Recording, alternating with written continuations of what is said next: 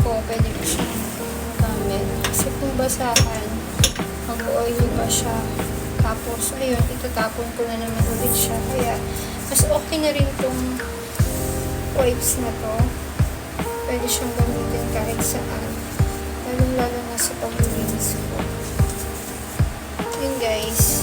Nilan ko lang siya kanina ng konting joy. Tapos ayan, natanggal na yung dumi na. Yung mga mantika.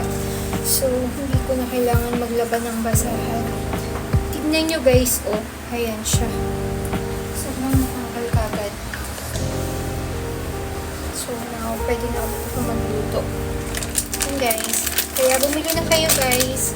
Meron itong 10 pieces. Dahil naka-promo siya.